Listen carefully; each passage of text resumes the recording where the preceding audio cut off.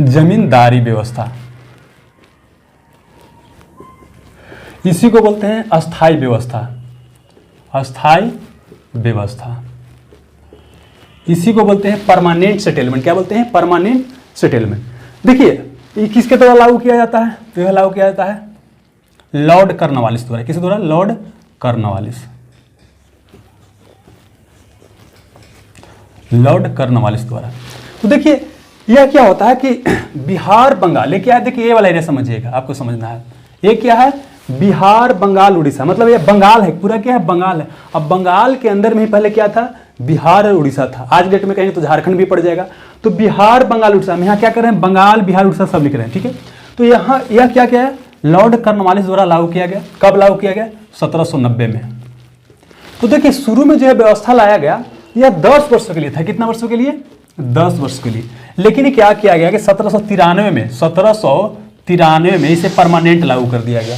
मतलब क्या है कि जमींदारी व्यवस्था शुरू में 10 वर्षों के लिए 1790 में लागू किया गया, लेकिन 1793 में इसे क्या कर दिया गया? परमानेंट कर दिया गया। जमींदारों के साथ परमानेंट समझौता कर लिया गया। इसका मतलब यह हो गया कि इसको क्या बोलते हैं? अस्थाई बंदोबस्त, क्योंकि अस्थाई रूप से समझौता कर लिया गया। किसके साथ किया गया? तो यह समझौता किया गया जमींदारों के साथ। किसके साथ? जमींदारों। तो जमींदारों के साथ समझौता किया गया, इसलिए इसे क्या बोलते हैं? जमींदारी व्यवस्था। अस्थाई व्यवस्था क्यों? क्योंकि यह परमानेंट कर लिया गया, ठीक है।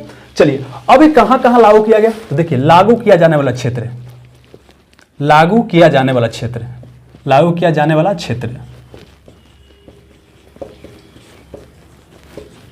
तो देखिए पहले क्या बंगाल लिख देते हैं। तो बंगाल लिखने का मतलब बंगाल बिहार उड़ीसा आप सब समझिएगा, बंगाल हो गया। फिर क्या हुआ कि देखिए यूपी के यहाँ बनारस वाला, ये क्या है? यूपी के बनारस। क्या? यूपी के बनारस, मतलब यूपी मतलब उत्तर प्रदेश के बनारस। आज के डेट में उत्तर प्रदेश के बनारस वाला हिस्सा में लागू किया गया। साथ ही देखिए यहाँ पर क्या है? उत्तरी कर्नाटक। ये जो कर्नाटक का हिस्सा है, इसका उत्तरी कर्नाटक वाला एरिया में। कहां पर? उत्तरी कर्नाटक।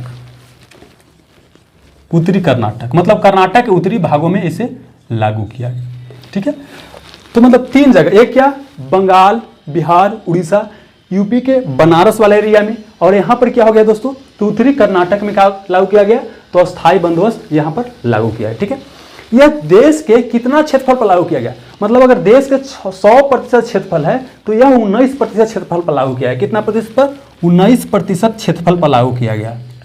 यह भी क्वेश्चन इंपॉर्टेंट है। 19% क्षेत्रफल पर यह लागू किया गया, ठीक है। अब देखिए क्वेश्चन आपको जनरली इतना ही पूछेगा, इतना सा काम चल जाएगा, लेकिन और बेहतर समझ के लिए इसको और हम थोड़ा सा डिस्कस करते हैं। देखिए क्या हुआ कि जो अस्थाई बंदोबस्त किया गया, तो पहले देखिए होता क्या था कि यहां पर किसानों को, मतलब जमीन का मालिक कौन होता था? किसान होता था। अब समझौता के साथ किया गया है जमींदारों के साथ। मतलब यहां पर क्या है? यहां पर किसान है, यहां पर क्या है? किसान। एक क्या है? किसान है, और एक क्या है? अंग्रेज। और बीच में कौन आ गया? जमींदार। मतलब जमींदार अब क्या बन गया? मिडिल मैन बच गया। तो जो किसान पहले जमीन के मालिक थे, अब क्या बन गए? मजदूर बन गए। अब मजदूर बन गए। और जमीन का मालिक कौन बन गया? तो जमींदार का मालिक, जमीन का मालिक बन गया जमींदार। ये कौन बन गया? मालिक बन गया। समझ में आ रहा है? चलिए अब यहां भी आप देखिए क्या कि किसान का शोषण होगा, ये दोनों क्या रहेगा? फायदा में रहेगा। तो देखिए यहां पर क्या हुआ कि भूमि पर जो कर है ना, हमेशा के लिए फिक्स कर दिया गया, हमेशा के लिए फिक्स कर दिया गया। और यह किया गया टोटल 11 भाग में कर को बांट दिया गया। कितना भाग? 11 भाग में कर को बांट दिया गया। 10 भाग जो है अंग्रेज रखेगा, मतलब 10/11 भाग कौन रखेगा? अंग्रेज। और 1/11 भाग कौन रखेगा? जमींदार। जमींदार क्या बोले कि 1/11 भाग जमींदार रखेगा, जबकि 10/11 भाग कौन रखेगा? अंग्रेज रखेगा। अगर जमींदार जो है किसान से ज्यादा वसूल लेता है, अगर जमींदार जो है किसान से ज्यादा वसूल लेता है तो वो अपने पास रख सकता है। अगर ज्यादा वसूलता है तो किसके पास रख सकता है? अपने पास रख सकता है। अब इसे देखिए इसे होगा क्या? देखिए अंग्रेज का उद्देश्य क्या है? अधिक से अधिक लाभ कमाना। साथ ही अंग्रेज का एक ये भी उद्देश्य है कि हमको यहाँ एक ऐसा वर्ग मिले जो हमको सपोर्ट करे। जाहिर सी बात है कि अगर उसको सपोर्ट नहीं मिलेगा तो यहाँ ज्यादा दिन तक टिक नहीं पाएगा। तो उसको एक ऐसा वर्ग चाहिए था जिससे जो हमेशा उसको सपोर्ट मिले। तो ये जमींदार के रूप में उसको एक ऐसा वर्ग मिल जाता है जो उसको सपोर्ट करता है, ठीक है। तो देखिए अंग्रेज का उद्देश्य क्या था? भूमि सुधार के यहाँ पर तो उद्देश्य यह था, एक क्या? उसका आय बढ़ाना, मतलब क्या? कंपनी की आय में वृद्धि करना, अंग्रेजों की आय में वृद्धि करना। साथ ही क्या है कि एक ऐसा वर्ग की तलाश करना जो हमेशा उसको सपोर्ट करे। तो देखेंगे जमींदार के रूप में ऐसा वर्ग मिल जाता है जिसको हमेशा सपोर्ट करता है, और यह आज़ादी के समय तक जमींदार अंग्रेज को सपोर्ट करता है। बहुत कम ही जमींदार हैं जो क्या किए हैं कि भारतीय स्वतंत्रता संघर्ष में पार्टिसिपेट किए हैं। समझ में आ रहा? चलिए अब यहाँ पर देखिए फायदा क्या क्या हो रहा है, घाटा क्या हो रहा है। देखिए जमींदारों को मालिक तो बना दिया गया, जमींदारों को मालिक बना दिया गया, लेकिन जमींदारों को जमीन पर मालिकाना हक तभी तक था जब वह निश्चित समय तक कर अदा करते रहे। अगर क्या है कि डेट दिया गया है कि अगर 30 दिसंबर तक आपको देना है, इतना कर देना है, मान लीजिए 1 लाख कर देना है, अगर इतना नहीं दे पाए तो उनका जो जमींदारी था क्या होता, नीलाम कर दिया जाता, जमींदारी नीलाम कर दिया जाता था। ठीक है, तो देखिए क्या क्या जमींदारों क्या क्या फायदा हुआ। जमींदार जमीन के क्या हो गया, मालिक हो गए, जमीन को खरीद सकते हैं, जमीन को बेच सकते हैं, लेकिन उनको अधिकार तभी तक है जो कब तक, जब तक कि वो निश्चित समय तक लगान अदा करते रहे। अगर लगान अदा नहीं करेंगे तो क्या हो जाएगा, उनको जमींदारी नीलाम कर दिया जाएगा। और अंग्रेज को क्या फायदा हुआ, अंग्रेज को यह फायदा हुआ कि उनको एक निश्चित आय प्राप्त हो गया, उनको पता है कितना आने वाला है। साथ ही क्या हुआ कि जो यहाँ पर भूमि से, मान लीजिए भूमि से कर वसूलना है, तो कर वसूलने के लिए क्या चाहिए, यहाँ पर लोग चाहिए, तो लोगों को पेमेंट भी देना पड़ेगा, तो उस खर्चा से इनको छुटकारा मिल गया। समझ में आ रहा? साथ ही एक ऐसा वर्ग मिल गया जो उसको हम हमेशा सपोर्ट कर रहा है। अब यहाँ पर किसान की बात करते हैं, किसान की क्या स्थिति हुआ भाई, तो किसान का शोषण बढ़ गया। सभी जगह आप देखिए किसान का क्या हो गया, शोषण बढ़ गया।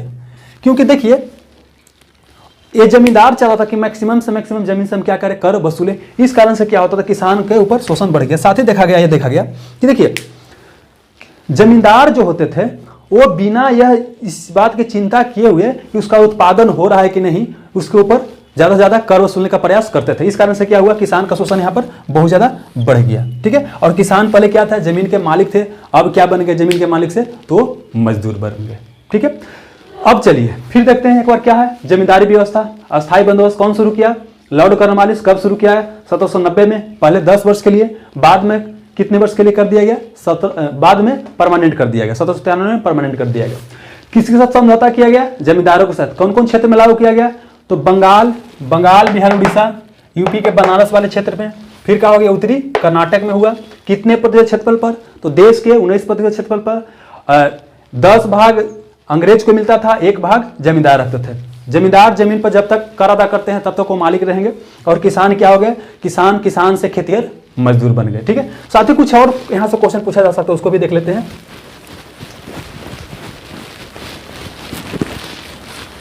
देखिए पूछेगा कि जिस समय जमींदारी सिस्टम शुरू किया गया उस समय ब्रिटिश प्रधानमंत्री कौन थे, मतलब ब्रिटेन के प्रधानमंत्री कौन थे, तो लॉर्ड पिट थे। कौन थे, लॉर्ड पिट। लॉर्ड पिट कौन थे, ब्रिटेन के प्रधानमंत्री, ब्रिटेन के प्रधानमंत्री थे। चलिए इसके अलावा बोर्ड ऑफ डायरेक्टर के सदस्य कौन थे, बोर्ड ऑफ डायरेक्टर। अब बोर्ड ऑफ डायरेक्टर क्या होता है, सारी चीज बताते हैं। एक होता था बोर्ड ऑफ कंट्रोल, ये भी क्वेश्चन पूछा जा सकता है, बोर्ड ऑफ कंट्रोल।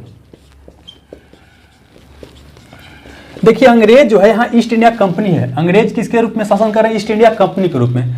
तो ईस्ट इंडिया कंपनी के जो व्यापारिक मामला है, क्या है, व्यापारिक मामला, तो व्यापारिक मामला को देखते थे बोर्ड ऑफ डायरेक्टर। अब बोर्ड ऑफ डायरेक्टर के उस समय सदस्य थे सर जॉन शोर और चार्ल्स ग्रांट। क्या नाम था, चार्ल्स ग्रांट था। अब बोर्ड ऑफ कंट्रोल कौन था, डंडास। तो बोर्ड ऑफ कंट्रोल का काम था डायरेक्टर के ऊपर नियंत्रण रखना। एक काम था किसका, बोर्ड ऑफ कंट्रोल का काम था डायरेक्टर के ऊपर नियंत्रण रखना। तो डायरेक्टर के सदस्य कौन थे, सर जॉन शोर और चार्ल्स ग्रांट। अब बोर्ड ऑफ कंट्रोल के सदस्य डंडास थे। तो इतना आपको कम से कम जमींदारी व्यवस्था और अस्थायी बंदोबस्त से पता होना चाहिए।